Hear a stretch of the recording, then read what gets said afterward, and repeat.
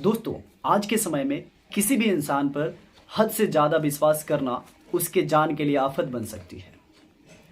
दोस्तों, आज की जो सच्ची घटना है, इस घटना में एक लड़की को एक लड़के से मोहब्बत हो जाती है और वो लड़की मोहब्बत में इतना पागल हो जाती है और उस लड़की को पता नहीं होता है कि जिस लड़के से वो बेइंतहा मोहब्बत करती है, वो लड़का इसके साथ षड्यंत्र रच रहा है और उसकी प्यार की, उसकी मोहब्बत की जो अंत होगा इस प्रकार से होगा। आखिर क्या होता है, इस घटना की पूरी सच्चाई जानने के लिए वीडियो को अंत तक जरूर देखें।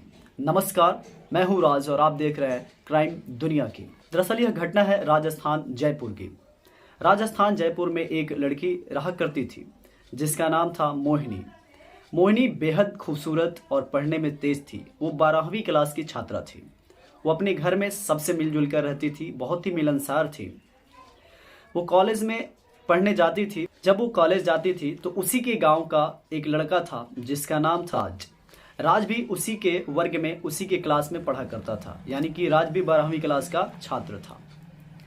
अब ये दोनों एक साथ बैठते थे और पढ़ते थे कॉलेज में। धीरे धीरे इन दोनों में दोस्ती हो जाती है। दोस्ती हो जाने के बाद ये दोनों आपस में बात करने लगते हैं। बात करते करते कब वो दोस्ती प्यार में बदल जाती है, इन लोगों को पता नहीं चलता। वो दोनों अब प्यार करने लगते हैं एक दूसरे से बेइंतहा। उसके बाद से क्या होता है, अब जो लड़की है, जो मोनिका है, वो घंटों घंटों बात किया करती है राज से और राज भी इससे बात करने लगता है। एक दिन मोहिनी बात कर रही होती है। मोहिनी बात करते करते छत पे जाती है, बात कर रही होती है। तब तक उसकी जो चाची होती है जिसका नाम है लता, वो जो चाची आती है और मोहिनी को देख लेती है। मोहिनी से पूछती है कि ये तुम क्या कर रही हो, इतने रात को तुम किससे बातें कर रही हो। फिर मोहिनी जो है डर सी जाती है, थम सी जाती है। वो कहती है कि मैं कुछ नहीं कर रही हूँ, बस एक लड़का है जिससे मैं बात कर रही हूँ। वो सब सच अपने चाची से बता देती है। चाची जो है वो कहती है कि ठीक है, लेकिन ये बताओ कि कितने दिनों से तुम बातें कर रही हो। तो मोहिनी बताती है कि लगभग साल हो गए, 1 साल हो गया, हम दोनों आपस में बात करते हैं। फिर जो उसकी चाची है यानी कि लता, वो चाची कहती है कि ठीक है, मुझसे भी बात कराओ, मैं उससे बात करूँगी। जो चाची है फिर वो कहती है अगर तुम बात नहीं कराओगी तो मैं तुम्हारे घर वालों को सबको बता दूंगी। फिर जो मोनिका है वो कहती है कि ठीक है चाची, बात कर लो, लेकिन किसी से ना बताओ। फिर उसकी चाची भी उस लड़के से बात करने लगती है।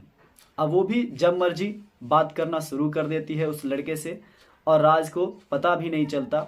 बात करते करते एक दिन मोनिका बताती है कि मेरी चाची वो सब कुछ जानती हैं जो हम बातें करते हैं। तो मोनिका सब कुछ बता देती है राज से। राज को भी कोई आपत्ति नहीं होता है। राज बात करते करते कहता है कि अपने चाची को थोड़ा मोबाइल दो, मुझे बात करना है। फिर मोनिका अपने चाची को मोबाइल दे देती है और मोनिका मोबाइल देने के बाद अपने काम में लग जाती है। फिर उसकी चाची बात करने लगती है राज से। फिर जो लड़का है राज, वो उसके चाची से बोलता है कि देखो, मुझे मिलना है मोनिका से, आप कोई उपाय लगाओ, कोई आइडिया लगाओ कि मैं उससे मिल पाऊँ। जो चाची है उसकी, वो कहती है कि ठीक है, मैं जैसा कहूँगी वैसा ही उसी दिन तुम आना, मैं सारा बंदोबस्त कर दूंगी।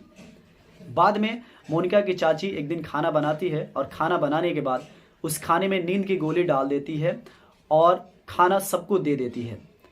सब खाना खाते हैं, उसके बाद से जल्दी से सभी सो जाते हैं।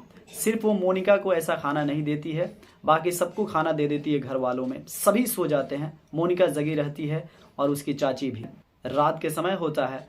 फिर जो चाची है मोनिका से सभी बात बताती है और बोलती है कि जाओ, तुम राज आया हुआ बाइक से, जाओ उसके साथ।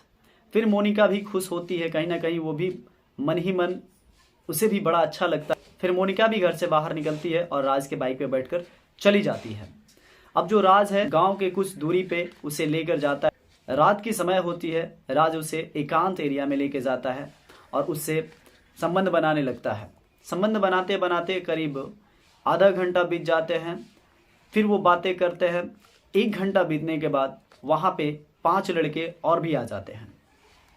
वहाँ पे जब 5 लड़के आते हैं तो मोनिका डर सी जाती है। वो कहती है कि राज, ये लड़के कौन हैं, मुझे बताओ।